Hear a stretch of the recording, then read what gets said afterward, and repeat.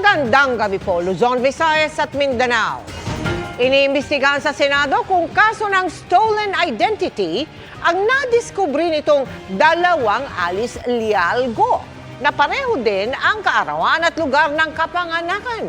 Ang ikalawang go ay kumuha ng NBI clearance bago ang delayed registration of birth ng suspendidong mayor ng Bamban, Tarlac. Pinapakansela na ng PSA ang Certificate of Live Birth ni Mayor habang ikinukumpara na ang fingerprint niya at ni Guo Huaping. Nakatutok si Mav Gonzalez. Pareho ng pangalan, pareho ng kaarawan, pero ibang-iba ang muka. Iprinisenta ni Senador Risa Hontiveros sa pagdinig ng Senate Committee on Women and Children kanina ang larawan ng isang Alice Lialgo, kapangalan at kababayan pa ni suspended Bamban Tarlac Mayor Alice Guo. Inapply raw ang NBI clearance na ito ilang araw lang bago final ang delayed registration of birth ni Mayor Guo sa Tarlac City noong 2005. Is it a coincidence na may dalawang Alice Lialgo na pinanganak on July 12, 1986 sa Tarlac? Or is this a case of stolen identity? Has Guo Huaping assumed the identity of a Filipino woman and then nearly a decade later run for public office? Sino po ang babaeng ito na may pangalang Alice Lialgo pero hindi kamukha ni Mayor? Nasaan na po siya ngayon? Si Guo nakakuha rin ng NBI clearance. Baka ibang tao talaga yan, ma'am. Hindi sa sistema ang may problema. Pwedeng nangyari dahil sa isang switch? Pwede, ma'am. Pero hindi ko masabi kung ano ba talaga ang nangyari dyan.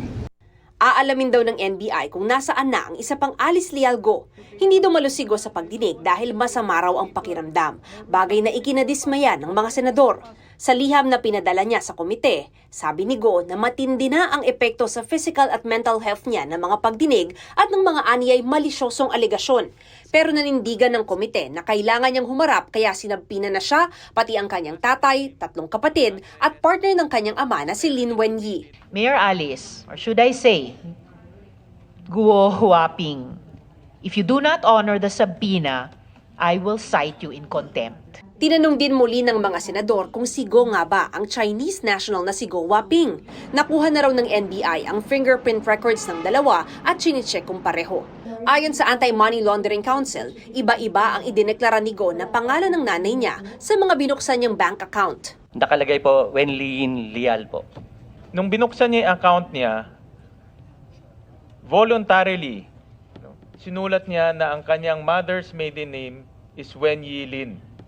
May Opo. Lial lang. No? Opo. Dahil sa mga issue sa pagkatao ni Guo, pinapakansela na ng Philippine Statistics Authority ang Certificate of Live Birth nito. We already endorsed to the Office of the Solicitor General for the cancellation of the Colby. Yeah, because ang PSA naman has no power to automatically cancel pag nakita natin na may irregular process doon sa registration. Humarap naman sa komite ang isang incorporator umano ng Hongsheng Gaming Corporation na nag-operate noon sa Bamban Pogo Hub.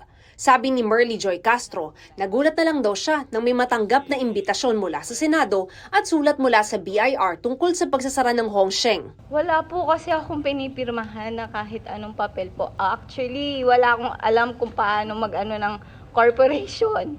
Kasi wala naman po akong kakayahan para magtayo ng corporation. Yung signature nyo daw, di umano, dun sa Articles of Incorporation, ay fake. Opo. Kaya nasita ang PAGCOR. Paano nakalusot ito sa kanila? Isa po ito sa mga ina-address natin, yung mga addresses po ng mga incorporators are being checked one by one. Because in the previous probity check po na ginagawa, it only includes the documentations, the documents of the corporation as well as the cases. Ayon naman kay Hontiveros, may ebidensya na ng koneksyon ng iba't ibang ni-raid na Pogo Hub sa bansa. Si Wang Ziyang, ang Chinese fugitive na kasosyo ni Guo sa Bamban Pogo, incorporator din ng Pogo sa Sun Valley Clark. Ang Hongsheng Gaming Corporation naman na nasa Bamban Pogo Hub, konektado rin daw sa Lucky South 99 na nasa Porac Pogo Hub. Humarap din sa pagdinig si Porac Mayor Jaime Capil na ginisa kung bakit hindi gumawa ng paraan na makapasok sa Pogo Hub nang inspeksyonin nila ito noon. pinapasok po kami hanggang doon lang sa guardhouse. Pero doon hanggang sa security office lang. Kaya hindi po sa buong area po. Okay. So Mr. walang Chair. checking na nangyari? Kung nasa labas lang kayo, tinignan lang natin yung facade, in reality, walang checking na nangyari. Ganun po yung nangyari dahil hindi po tayo pinapasok talaga sa buong area. Hindi ba kayo nagkaroon ng duda bakit hindi kayo pinapapasok? Akala po namin nangyayari talaga na that's a private property. Sa ngayon, naghahanda na ang Presidential Anti-Organized Crime Commission na sampahan ng kaso ang mga sangkot sa Lucky South 99 Pogo. May 14 na persons of interest daw sila at 3 rito ang tinutugis pa. We have not found the big boss, but we know where he is, we know his movement, and we're trying to conduct a major operation soon to be able to get him.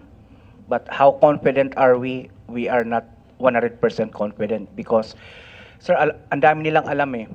They know our movements, they know so many things about us. So, how? We don't know. Para sa GMA Integrated News, Mav Gonzalez, Nakatutok, 24 Oras.